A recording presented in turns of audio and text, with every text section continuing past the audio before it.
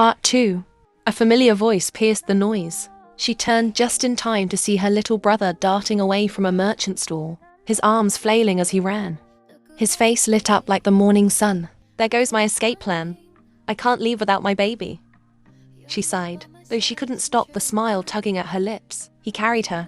"Sister," he said. Liz shouting, "Roland, wait," her brother smiling. "I missed you so much, sis." She dragged his hair. "Put me down. Now." He placed her down. "Liz, how dare you? Just because you're taller now doesn't mean you can lift me or disrespect me." Roland touching his hair. "Ouch, that hurt. You know I'll never disrespect you. I just missed you." Liz. "Liar." Roland. "But sister, why are you back so early?" Liz froze. No, I can't tell him. I'm jobless. What should I say?" Liz. "Oh, you know, I worked throughout the night, so Mrs. Meg gave me the day off." Roland. "Really?" Liz. "Yes, even tomorrow. She said I should take my time to rest, and she would still pay me." Her thinking, "What am I saying? Oh my gosh, I'm so bad at lying." Roland. "Really? That's so sweet of her." Liz. "Yes, she's really nice. But what are you doing here, she asked, arching a brow. "Shouldn't you be in Mr. Oswin farm helping out?" He blinked innocently. "Yes, but I wanted to check on you first." "Liar," she said, crossing her arms. His guilty little grin was all the confirmation she needed. "What are you selling? What's that in your hand?" "Nothing," he yelped, stepping back, hands behind his back. "Oh, really? Give it to me now." Roland. "It's nothing." Roland Ravenshire. She shouted.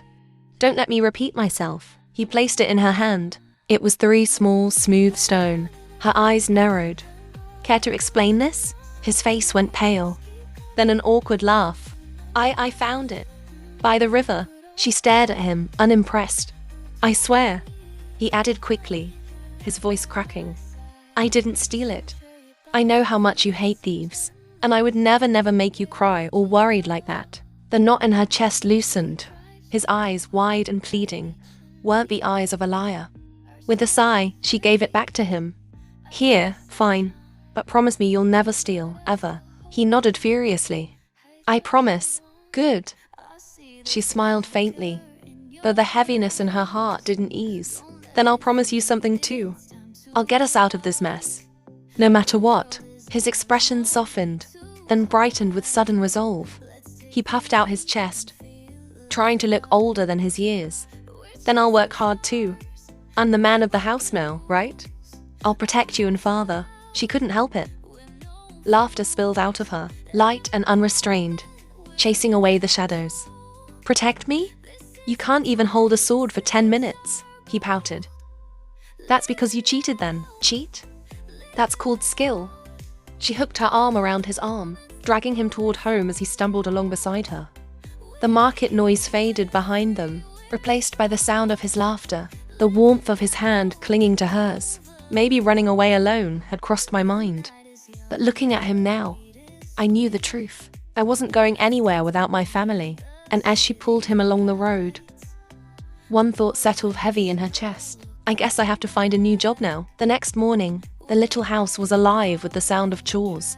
Liz moved through the cramped space with practiced efficiency, cleaning the floor, watching the worn blankets and cooking. Her younger brother was already out, trying to earn a few coins on his own. She didn't like it, not one bit. Just last year he had been attending the academy, clutching his books with bright eyes full of dreams. But when the money ran dry, so did his education. He'd given it up without complaint. It bothered her. She carried a small bowl of broth to her father's side. He looked better these days. The once fiery spark in his eyes were coming back. She set the bowl down and helped him get up. "Here, Dad," she whispered, feeding him. Later, when she checked the cabinet for his medicine, her chest tightened. It was nearly finished. "No coin left to buy more. I need to find a job," she said. After tidying up, Liz put on her dress and stepped into the busy streets. At first, she thought of asking at another seamstress shop. Maybe someone needed help with cutting patterns or simply sweeping the floor. Anything would do. But as she passed the market square, Her ears caught a few words that made her freeze. The job. 100 gold a month. Her head whipped around so fast the stall-keeper nearly dropped his apples. She dashed to the group of merchants like a hawk swooping in. "Did you say job?" she asked, eyes gleaming with desperate hope. They burst into laughter. "Liz, I thought you were a ghost," one merchant chuckled. Of course she heard job faster than a church bell. Another teased. She huffed and crossed her arms, but her grin betrayed her eagerness. "Come on. Don't keep secrets from me. What's the job? Who's hiring? Tell me before I faint from curiosity." They exchanged knowing looks. Finally, one leaned closer, lowering his voice dramatically. "The Queen is hiring attendants." Liz froze. "What? The Queen?" "That Queen, the merchant. The cruelest woman in the Empire. I heard she hit her own servants until they pass out, they say. She even made a maid drink something for spilling wine." Liz swallowed hard. "The villainous queen who ruined the male lead's life. Of course she's evil, but I didn't know she was this wicked to eliminate her servant, the merchant." "Liz, what are you thinking about? Are you really thinking about working?" She cut him off and forced a smile, then wagged her finger. Relax. You think I'm crazy enough to apply? I'd sooner wrestle a wild boar." "Good," one of the older merchants said firmly. "Don't even think about it, Liz. You've got a brother and a father to care for. Leave that cursed palace to the desperate fools who don't value their lives." She laughed and waved them off, thinking, "Don't worry. I have no plans of serving under that villainess." By the time she walked away, her feet felt heavier. She tried her luck at the seamstress, but the owner shook her head. No openings. A bookkeeper's shop? Denied. Even the baker's wife said they had too many helpers already. When Liz trudged down the street, she stopped before a poster nailed to the wall. The Queen's seal stamped boldly, the words unmistakable. "Hiring attendants. Anyone can apply." Passersby whispered as they read. "She eliminates servants for sport. Only fools would go. Better starve than perish at her hands." Liz let out a long sigh as she walked away. By the time she reached home, her shoulders sagged with exhaustion. But as soon as she opened the door, her heart jolted. A man sat in their chair, legs crossed comfortably, as though he owned the place. No, father. She panicked as she rushed to check on him. He was still laying there, still breathing. She turned to the man. "What are you doing here?" Liz's voice trembled. The man spoke slowly, a wolfish smile spreading across his face. "Is that how you greet me, Liz? Questioning your husband in your house? This isn't your house," she snapped, though her knees felt weak. He clicked his tongue. "Not yet. But when your father owes me, it might as well be mine." His gaze swept over her, heavy and calculating. "I heard you quit your job at the seamstress shop. Tell me, how exactly will you pay me back now?" I'll find a way," she said firmly. "You'll have your money." The man, "Really? Then I will have to take your brother first to be sure of that." She falls down on her knees. "Wait, no. Please, I promise, you said 3 months. We still have time. Why are you doing this?" He gets up and he leaned closer, breath hot with menace. "Don't play games with me, girl. Words don't fill debts, and you, without work, without coin. What do you have to offer me?" The door slammed open. Roland smiling. "Sister, I'm back." Then his expression changed when he saw them. "Let her go." Her younger brother rushed in, eyes blazing as he shoved himself between them. His fists clenched tight, though his hands shook. The man smirked, tilting his head. Well, the little rat has a bite. Don't you dare touch my sister," her brother growled. His voice cracked, but the courage in it rang clear. No, Roland," she said. She gripped his shoulder, pulling him close. "We'll pay you back, Mr. Garin," she said, spitting out the name like poison. "Every coin. But you will not lay a finger on us." The debt collector chuckled darkly as he stepped toward the door. "Really, we'll see. But if the money doesn't come soon..." He paused, eyes glinting as he looked back. "You'll be my wife, Liz. You know that. And your dear brother? I can fetch a good price for him in the markets." Liz's body ran cold. She stepped forward, chin lifted though her body shook. Get out. I said I'll pay you in full. So, leave. His laughter echoed as he slipped out the door. When it closed behind him, Liz collapsed to her knees. Her breath ragged, her brother crouched beside her. Nothing's going to happen to us. I won't let it. She forced a smile, brushing his hair back. I know. She pulled him into a hug. I'm not going to sit here and wait for him to sell you. I'll do anything to keep you safe. Even if it means walking into a lion's den. The next day, Liz found herself sitting stiffly inside a rickety carriage, her hands gripping the dress so tightly. Her knuckles turned white. Am I insane? She whispered to herself. No, correction, am I stupid? I mean, we're talking about the villainess here. The woman who single-handedly ruined the male lead's life. And me? I'm going to be her maid? Really? Out of all the jobs in the world, I signed up for this. Her knees bounced uncontrollably, the entire seat rattling with her panic. The coachman. Miss Liz? Are you all right? You're shaking like a leaf in winter. I'm fine. She shouted a little too quickly, her voice cracking at the end. The coachman chuckled, unfazed. Don't worry, miss. We're entering the palace gates now. You'll be fine. Liz swallowed, her heart hammering. Okay, breathe. Calm down. You're doing this for the money. You're doing this for your family.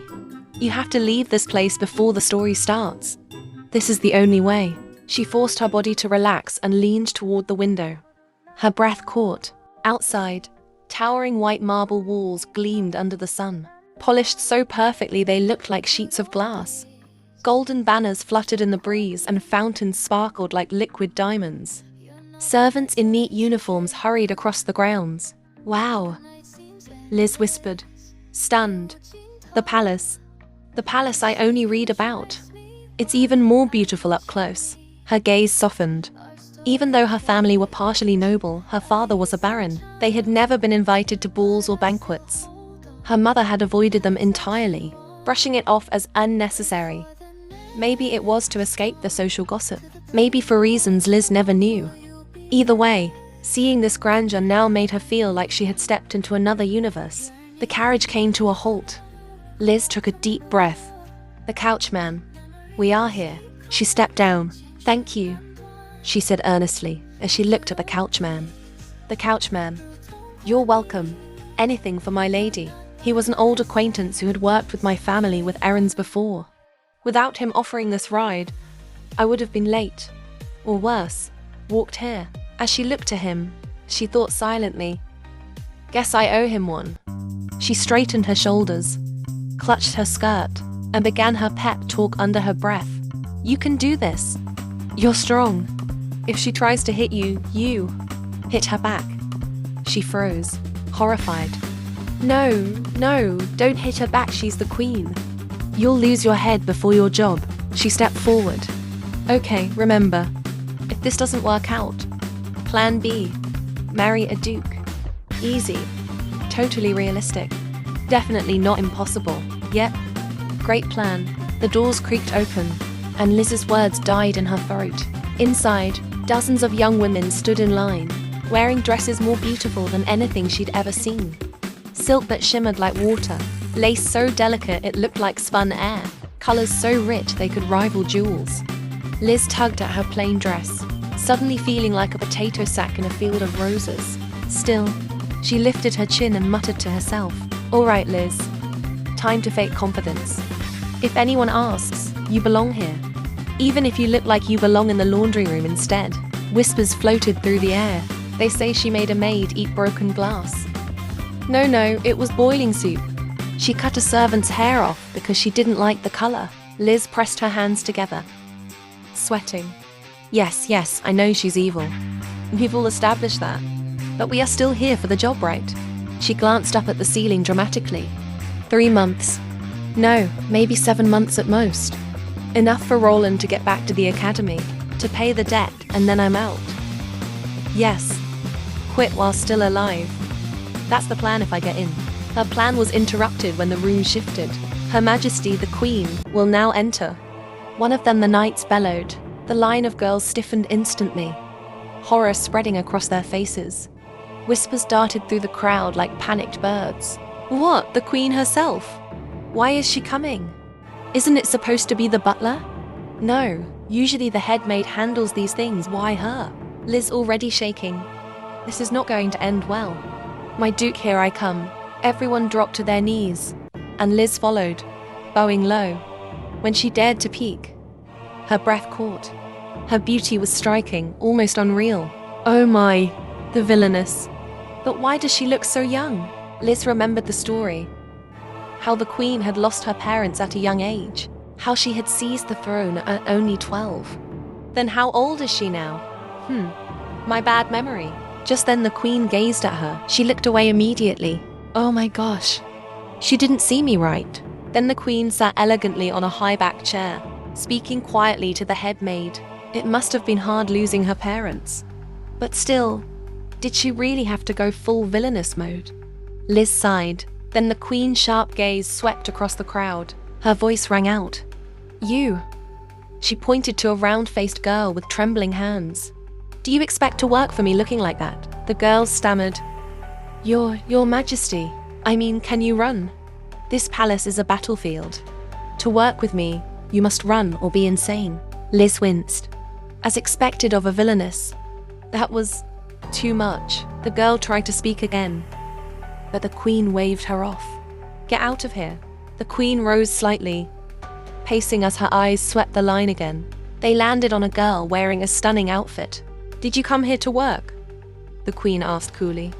Or for a wedding? The girl bowed. To work for you, your Majesty. Then why are you dressed like that? Are you looking for a husband?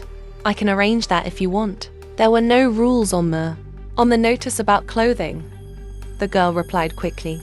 And this is all I have. The queen crossed her arms. All you have, you say? Liz. Makes sense. Who comes to an interview dressed like that? I mean, the employee will think you don't need the money. Unbelievable. The queen's smile was sharp. Who are you? Which family? The Noha family, Rebecca Noha. Your Majesty. Oh, the almost bankrupt court family. The queen's laugh was soft, cruel. Liz groaned inwardly. The villainess indeed. The girl fell to her knees. Please, your Majesty. I truly need this job. I can read and write too. If you really wanted this job, you wouldn't be here dressed like you're competing with me. Next time, learn. She flicked her fan. Drag her out. The guards dragged her away. The queen's gaze swept again. She pointed at 5 other girls. You and you and you. 2 dressed up, and I hate blue. Leave. Liz's jaw dropped. She's not serious. She didn't even ask them what they can do. It's all about the color and outfit. The queen's eyes narrowed on another girl, slightly chubby. And you? Did you not hear me the first time?